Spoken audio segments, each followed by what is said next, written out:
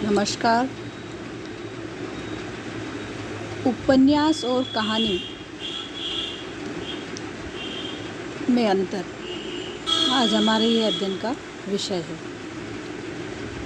उपन्यास और कहानी गद्य साहित्य की कथात्मक विधाएं हैं, परंतु संरचना की दृष्टि से उपन्यास और कहानी में काफ़ी अंतर है।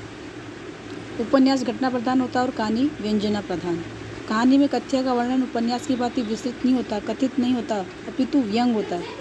कथा के द्वारा उपन्यास पाठक की जिज्ञासा और उत्सुकता को शांत करता जाता है, परंतु कहानी न्याय प्रधान होने के नाते अपनी प्रत्येक पंक्ति के द्वारा पाठक की जिज्ञासा तथा उत्सुकता को जगाती चली जाती है।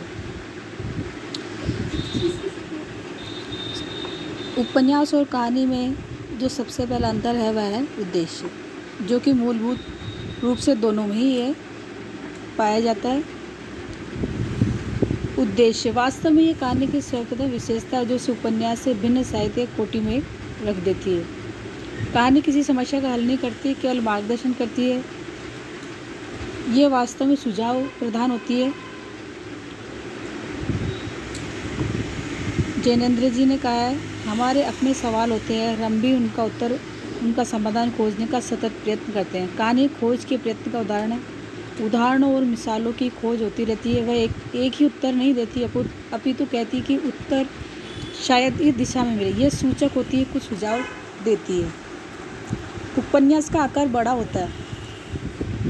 उपन्यासकार अपने उपन्यास में एक साथ कई उद्देश्यों को स्थान दे सकता है और अंत में स्पष्टता सूचित भी कर देता है। कहानी में लेखक का एक निश्चित उद्देश्य होता है।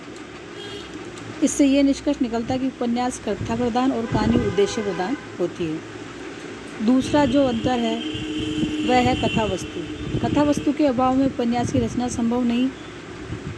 बिना कथा के भी उपन्यास लिखा जा सके ऐसा संभव नहीं है। आज तक विश्व के सामान्य उपन्यास साहित्य में कथा अपने पूर्व महत्व को ही धारण किए बैठी, परंतु कहानी बिना घटना के भी लिखी जा सकती है, लेकिन उपन्यास में ऐसा संभव नहीं है। उपन्यास में कथा वस्तु के विस्तार का बहुत अवकाश रहता है। उसमें प्रासंगिक कथाएं जोड़ी जा सकती है, प्राकृतिक वर्णन किए जा सकते हैं, सामाजिक, धार्मिक, साहित्यिक समस्याओं के विश्लेषण भी उपन्यास में विस्तार के साथ किए जा सकते हैं, किंतु कहानी में इसके लिए इतना स्थान और अवकाश नहीं मिल पाता। कहानी की कथा का प्रत्येक शब्द, प्रत्येक वाक्य बिना विराम किए, बिना शिथिलता दिखाए अबाध लक्ष्य की ओर दौड़ता है। उपन्यास की कथा के विकास की भांति कहानी में भी कथा का विकास दिखाया जा सकता है। उदाहरण प्रारंभ, संघर्ष, चरम सीमा, उपसंहार। उपन्यास के प्रणयन के मूल में मुख्यतः निम्नलिखित बातें रहती है। पहला घटना, दूसरा समस्या तथा तीसरा चरित्र। उपन्यास या तो किसी घटना को लेकर लिखा जाए, फिर उसका आधार कोई समस्या होगी या विचित्र व्यक्तित्व के लिए लिखा जाएगा। उपयुक्त तीनों बातें कहानी के मूल में भी है। पहले प्रकार की कहानी घटना प्रधान, दूसरे प्रकार की समस्या प्रधान और तीसरे प्रकार की चरित्र चित्रण प्रदान कही जाएगी। कथा वस्तु स्थूल रूप से दो प्रकार की हो सकती है, ऐतिहासिक और काल्पनिक। दोनों प्रकार की कथा वस्तु का उपन्यास और कहानी में उपयोग समान रूप से किया जा सकता है। पात्र।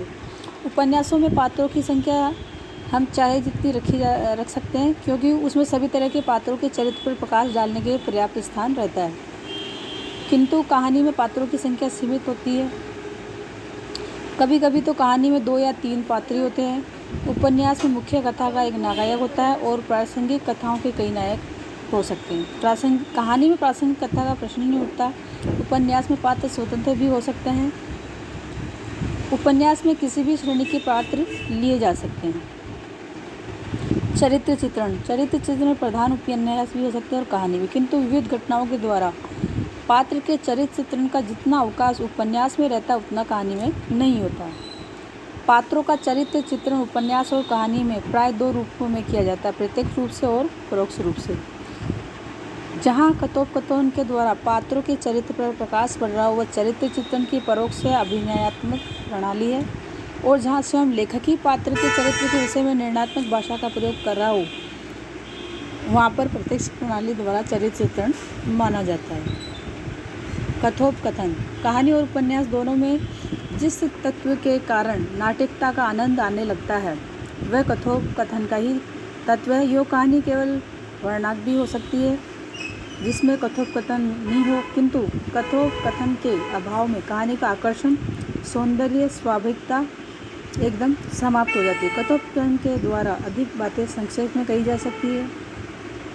उपन्यास में लेखक स्वयं बहुत कुछ विश्लेषण कर सकता है और कह सकता है। चरित्र चित्रण के लिए तो कथोपकथन सबसे अधिक सुंदर साधन है। कहानी में यदि कथोपकथन संक्षिप्त, व्यंजनापूर्ण, सार्थक और मार्मिक न होंगे तो लेखक अपनी कहानी में सफल नहीं हो सकता है। उपन्यास के लिए तो पर्याप्त स्थान रहता है, इसलिए उनके कथोपकथन पात्रों की प्रवृत्तियों संख्या के अनुसार काफ़ी विस्तृत भी हो सकते हैं।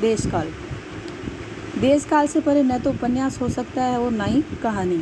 साहित्य युग से तटस्थ नहीं रह सकता।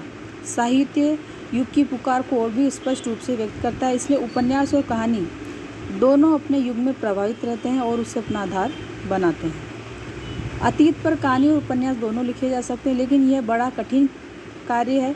जिस युग को कहानीकार या उपन्यासकार अपने वर्णन का विषय बनाता है उसे गंभीर अध्ययन होना चाहिए। उदाहरण के लिए बंकिम चंद्र के ऐतिहासिक उपन्यास, द्विजेंद्र लाल राय के ऐतिहासिक नाटक, वृंदावन लाल वर्मा के ऐतिहासिक उपन्यास और प्रसाद जी की ऐतिहासिक कहानियाँ भी ली जा सकती हैं। ये लेखक प्राचीन वातावरण को अपने साहित्य में यथावत उपस्थित करने में सफल रहे हैं। अपने व्यापक आकार के कारण उपन्यास किसी युग का विस्तृत चित्र उपस्थित कर सकता है, किंतु कहानी झांकी मात्र दिखा सकती है। शैली, जब कहानी और उपन्यास के वर्णन विषय एक हो सकते हैं तो उन विषयों की अभिव्यक्ति प्रणालियों में दोनों में समानता स्वाभाविक है। वर्ण्य विषयों को सामान्यतः वर्णन करने के लिए लेखक अपनी इच्छा अनुसार किसी भी शैली का अनुसरण कर सकता है। शैली का निर्धारण विषय के अनुसार तथा लेखक की रुचि के अनुसार होता है।